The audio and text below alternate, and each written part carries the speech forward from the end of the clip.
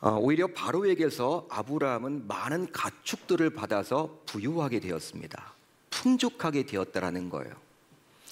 이런 아브라함이 이제 오늘 말씀을 보게 되면 다시 가나안 땅으로 오게 되었는데요.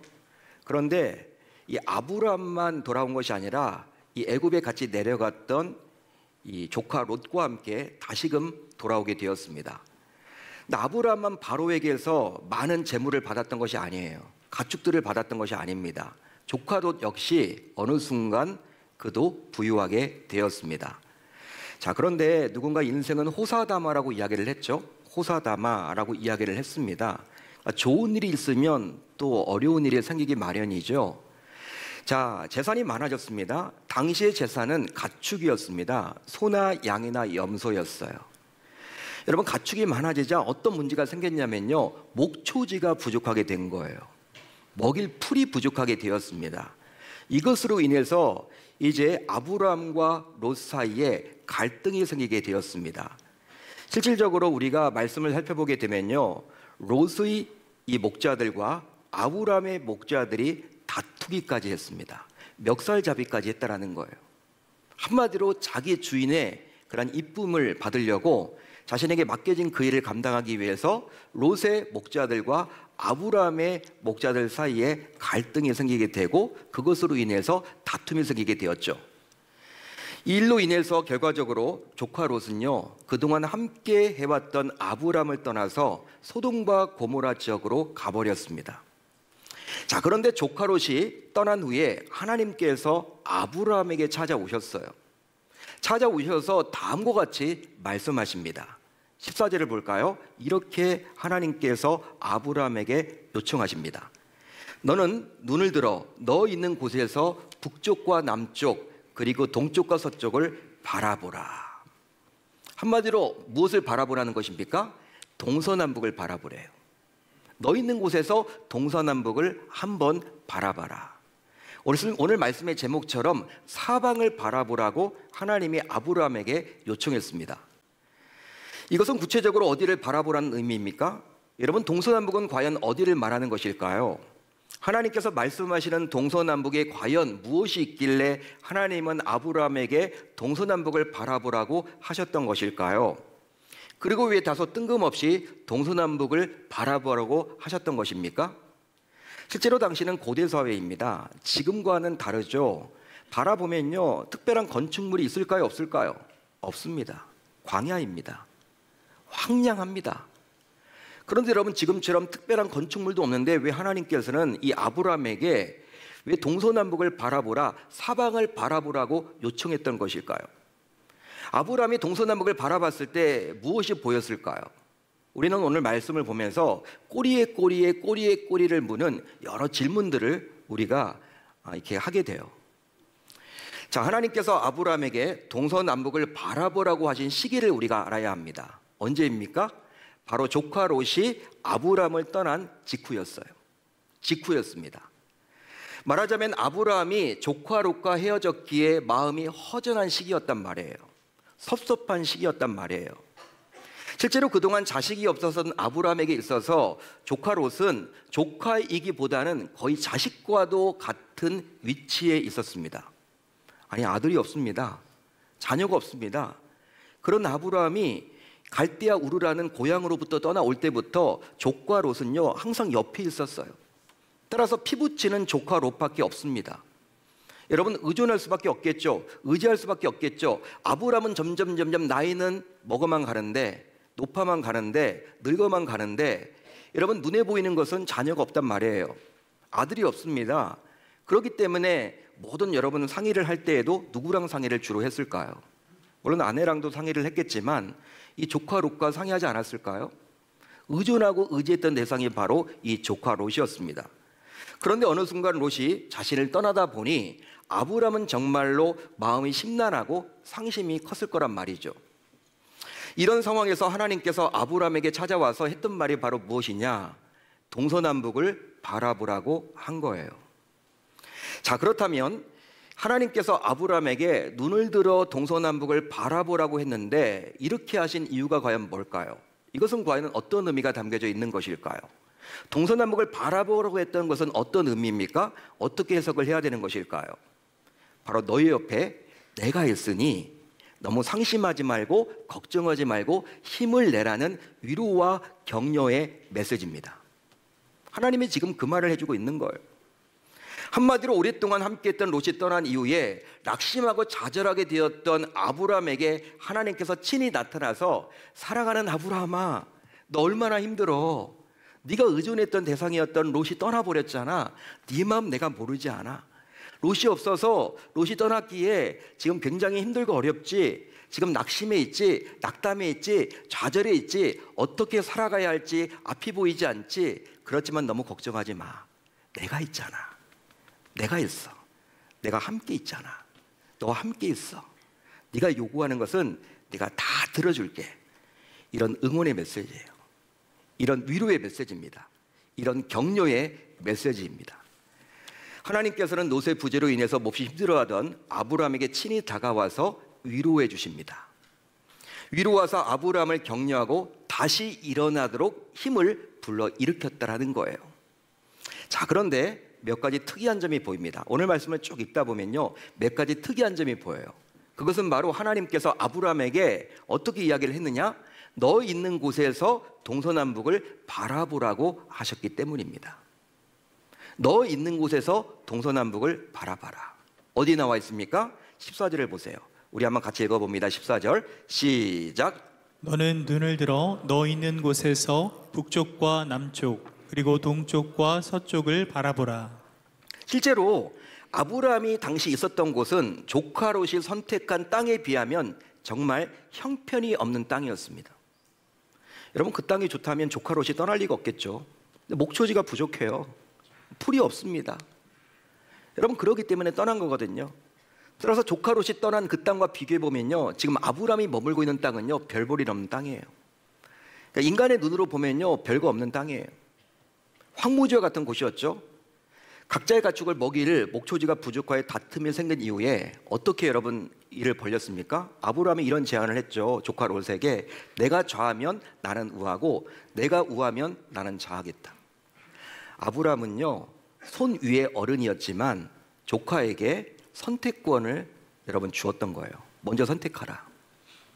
여러분, 이런 말을 들었으면요, 일반적으로 조카라면 우리 큰아버지, 삼촌 먼저 하세요. 선택하세요. 제가 어떻게 선택하겠습니까? 삼촌이 선택하셔야죠. 제가 지금 이렇게 잘 살고 있는 것은 삼촌 덕분 아닙니까? 삼촌이 먼저 선택하시면 제가 그렇게 고를게요. 이렇게 말하는 게 여러분 상식인데, 이 조카 롯은요, 좀 인성은 별로였던 것 같아요. 인성은 별로였는지 어떻게 합니까? 여러분, 삼촌의 말을 듣고 그냥 쳐다보는 거예요. 쳐다봤더니 이 소돔과 고모라 지역이 어떤 곳이었습니까? 물이 많았고요, 풍족하고 풍요로운 곳이야. 그걸 보더니 그곳으로 가버렸습니다. 소돔과 고모라 지역으로 가버렸다라는 거예요. 여러분, 그런 상황들을 지금 누가 지켜보고 있습니까? 아브라함의 여러분들, 이 목자들과 롯의 목자들이 다 지켜보고 있어요. 이제 여러분, 아브라함의 여러분 그 밑에 있던 종들과 이 목자들이요, 이제 걱정이 됐겠죠. 아브라함에게 이런 이야기를 아마 했을 거예요. 여러분, 직접 말을 못하고 본인들끼리 수근수근 거렸겠죠. 어떻게 수근수근 거립니까? 아니, 아무리 그래도 어떻게 손 아래 조카가 손 위 삼촌에게 그렇게 배반을 때릴 수 있어? 실질적으로 이 조카가 그렇게 부유하게 된 것은 그렇게 삼촌이 다 지금까지 이끌어줬기 때문에, 재산도 나눠줬기 때문에 그렇게 부유하게 된 거 아니야? 그런데 어떻게 그렇게 배은망덕하게 그 은혜도 잊어버리고 그냥 홀라당 그렇게 자기 땅을 차지하겠다고 가버려? 야, 이제 우리 아브라함 큰일 났다. 큰일 났어. 나이는 점점 들면서 이제 어떻게 이 땅에서, 황량한 이 땅에서 혼자 살아갈 수 있단 말이야? 믿을 사람이 아무도 없구나.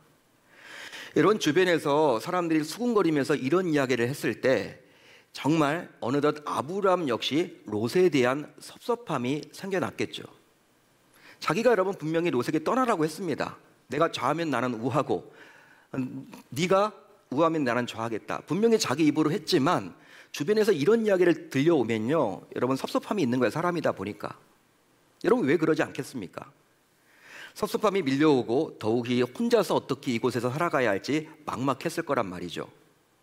자, 그러다 보니 너무 낙심하게 되어서 결과적으로 아브라함은 걱정 근심으로 속을 끓여야만 했습니다. 그런데 그때 하나님께서는 그런 아브라함에게 나타나서 너 있는 곳에서 동서남북을 바라보라고 이야기하고 있는 거예요. 너 있는 곳에서 동서남북을 바라보라. 이것은 바로 인간의 눈으로 황량하게 보이는 이 땅에서부터 하나님께서 아브라함을 적극적으로 돕겠다라는 거예요. 다른 어떤 곳에 가서 돕는 것이 아니라 이 황량하게 보이는 이 땅에서부터 내가 너를 도와줄 거야. 내가 너와 함께 할 거야. 지금 그 말을 해주고 있는 것입니다. 한마디로 황무지와 같은 너 있는 곳에서부터 내가 너와 함께하며 내가 너에게 무엇이든지 해주겠다고 약속을 해주고 있는 것이죠. 얼마나 이것이 위로가 되겠습니까? 아브라함에게 당시에. 그뿐만이 아닙니다. 하나님께서는 아브라함이 바라보는 동서남북에서 복을 받도록 하겠다고 말을 해주고 있어요. 여러분, 무엇을 받게 해주겠다고? 복을 받도록 해주시겠다고. 어디 나와 있습니까? 15절을 보세요. 여러분들이 가지고 있는 성경 15절을 보십시오. 15절을 보시면 하나님께서는 보이는 땅을 아브라함과 그의 자손에게 영원히 주겠다고 하셨습니다. 영원히 주겠다라는 거예요. 우리가 성경을 읽다 보면 땅이라는 여러분 지명이 나옵니다.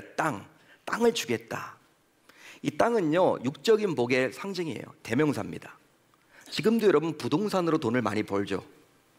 월급쟁이들도 여러분들 뭐 돈을 벌겠지만 그렇게 벌어서는 큰 부를 이룰 수 없고, 지금도 부동산인데 그 당시도 마찬가지였던 것 같아요. 고대 사회에서 여러분 이 땅의 개념은 무엇이냐면 육적인 복의 대명사입니다. 한마디로 재물을 말하는 거예요. 물론 아브라함은 애굽의 바로에 의해서 많은 가축을 받았기에 이미 거부의 반열에 올랐습니다. 하나님은 그것으로 만족하지 않으시고 앞으로도 아브라함이 사방에서 더 많은 재물을 얻도록 해주시겠다고 약속하고 있어요. 그런즉 아브라함은 이 얼마나 큰 복을 하나님으로부터 보장받은 것입니까?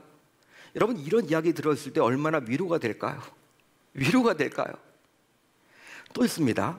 16절을 보시면 하나님께서는 아브라함에게 자손을 땅의 티끌처럼 주시겠다고 하셨습니다.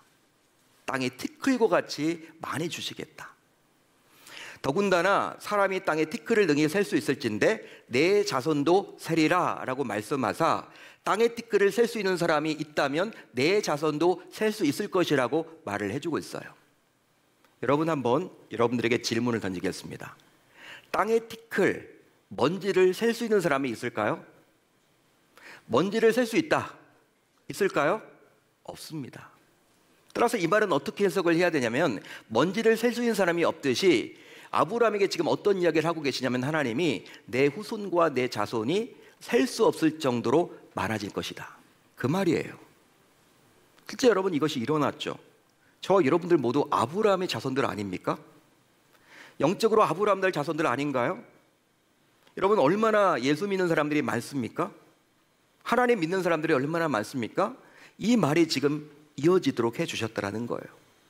당시 여러분 이런 이야기를 들었을 때, 이 하나님의 음성을 들었을 때 아브라함은 여러분 귀를 번뜩일 수밖에 없었습니다. 왜냐하면 자기 자신은 지금 아들이 없거든요. 자식이 없거든요. 아니, 자식이라고는 지금 보이지 않거든요.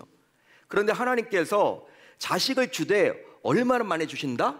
땅이 티끌만큼 셀 수 없을 정도로 많이 주시겠다고 이야기를 하고 있으니 여러분, 이 이야기에 귀를 기울일 수밖에 없었겠죠. 얼마나 당시 이 아브라함에게 위로가 되겠습니까? 그뿐만이 아닙니다. 또 있습니다. 하나님께서는 아브라함이 가진 믿음대로 복을 누리게 해주시겠다라는 거예요. 자, 17절을 볼까요? 우리 한번 같이 읽어봅니다. 17절 시작. 너는 일어나 그 땅을 종과 횡으로 두루 다녀보라. 내가 그것을 내게 주리라. 이것은 바로 아브라함이 가진 믿음의 분량대로 하나님께서 주시겠다는 약속입니다. 즉, 동서남북으로 보이는 땅을 두루 다니면서 하나님께서 내게 주신 땅이라고 선포하고 그것을 믿을 때 결국 하나님께서 그의 믿음을 보시고 그에게 이 땅을 주겠다라는 거예요. 하지만 동서남북으로 보이는 땅 역시 황량하기 그지없습니다. 여러분, 그렇죠? 여러분, 당시 가나안 땅이지만 여러분 황량하게 그지없죠. 지금과 다르단 말이에요. 보이는 건 여러분 다 먼지밖에 없습니다. 황량 그 자체죠. 여러분들이 광야라고 생각을 하시면 돼요. 광야. 뭐가 보이겠습니까? 그런데 믿음이 없다면 어느 누가 감히 시간을 들여서 종과 횡으로 그 땅을 두루 다닐 수 있단 말입니까? 하나님은 지금 뭘 요구하시냐면 아브라함에게 믿음을 보여달라는 거예요. 내가 말은 했지만 네가 그 땅을 취득하려면, 획득하려면 종과 횡으로 다녀보라는 거예요. 믿음이 없으면요, 하나님의 말씀을요 그냥 허투루 듣겠죠. 아마 좋은 말인가 보다. 실천에 옮기질 못합니다. 종과 횡으로 다닌다는 것은 시간은 투자예요. 여러분 누가 시간을 투자하겠습니까? 믿음이 없는데. 그 황량하게 그지없는 그 땅 뭐가 좋다고? 그렇지만 하나님이 지금 그 땅을 종과 횡으로 다녀보라는 거예요. 그걸 요구합니다. 이것은 바로 무엇이냐면 아브라함의 믿음의 분량대로 그 땅을 주시겠다라는 것이죠. 복을 주시겠다라는 것이죠. 그런즉 하나님께서는 아브라함이 가진 믿음의 분량을 보시고 아브라함에게 주시겠다고 약속했던 거예요. 여러분 이 얼마나 위로가 되겠습니까? 아브라함에게. 지금 여러분 조카 롯을 떠나보내고 난 다음에 너무나 힘들고 어려운 나날을 보내고 있는데 하나님이 이런 약속들을 지금 해주고 있으니 얼마나 마음이 기쁨이 있을까요? 얼마나 위로가 되겠습니까? 그런데 우리가 여기서 이 본문에서 아브라함을 향한 하나님의 약속과 관련해서 한 가지 놓쳐서는 안 되는 부분이 있습니다. 그것은 바로 무엇이냐? 15절을 보세요. 15절을 보시면 하나님이 아브라함에게 이렇게 약속해 주고 있습니다. 내가 주리니. 내가 주겠다라는 거예요. 내가 주겠다. 지금 하나님이 이 이야기를 아브라함에게 해주고 있죠. 자, 16절을 보세요. 또 어떻게 나와 있습니까? 내가 하리니. 하나님이 자신이 해주겠다는 거예요. 자신이 친히 해주겠다는 거예요. 나서겠다는 거예요. 17절을 보세요. 내가 주리라. 하나님이 내가 주신다고 또 이야기를 하십니다. 15절, 16절, 17절에서 무려 3번씩이나 반복되어 나와 있다라는 거예요. 이것은 하나님께서 아브라함에게 약속을 해주고 있을 뿐 아니라 당신이 스스로 이 약속을 친히 이루어 가시는 분임을 드러낸 것으로 볼 수 있습니다.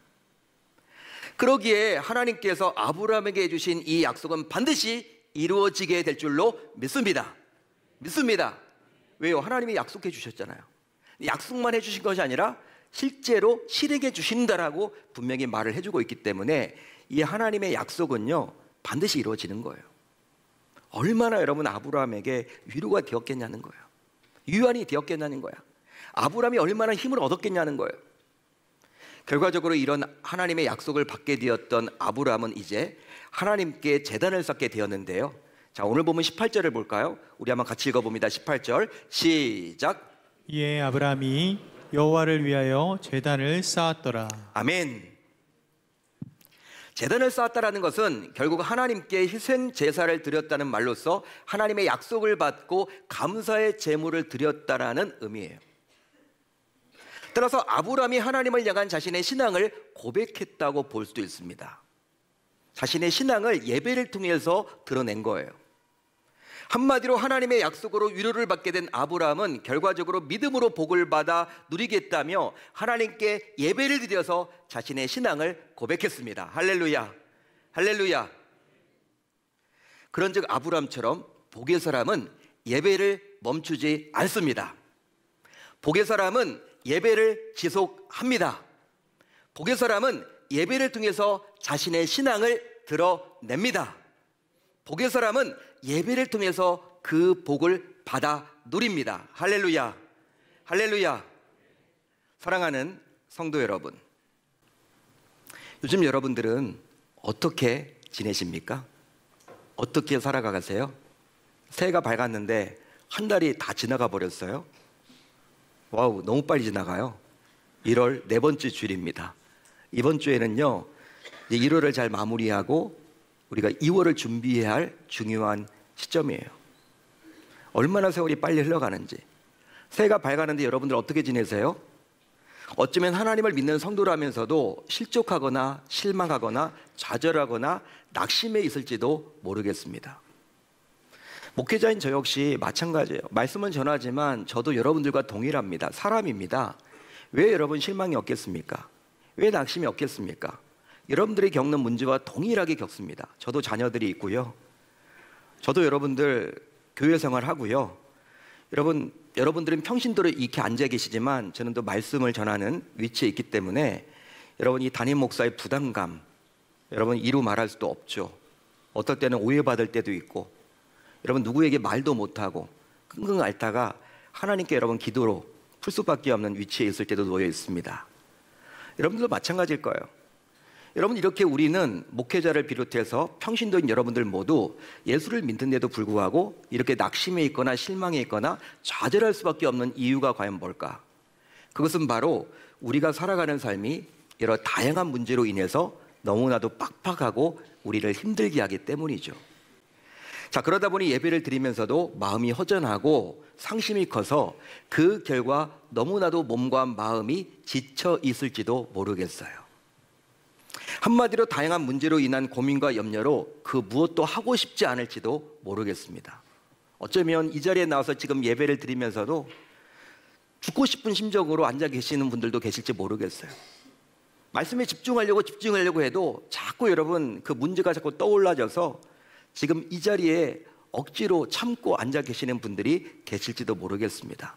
그게 바로 저와 여러분들이 겪는 인생이라는 사실이죠. 자, 그런데 우리만 그런 것이 아니라, 저와 여러분들만 그런 것이 아니라 위대한 종교 개혁자였던 마르틴 루터 역시 저와 여러분들처럼 낙심한 적이 있었다면, 좌절한 적이 있었다면, 정말 죽고 싶은 그 마음을 가진 적이 있었다면 여러분들은 과연 믿을 수 있겠습니까? 마틴 루터, 대단한 위대한 하나님의 종 아닌가요? 하나님이 위대하게 쓰신 믿음의 종 아닌가요? 기독교의 역사에서 한 획을 그었던 하나님의 위대한 종 아닌가요?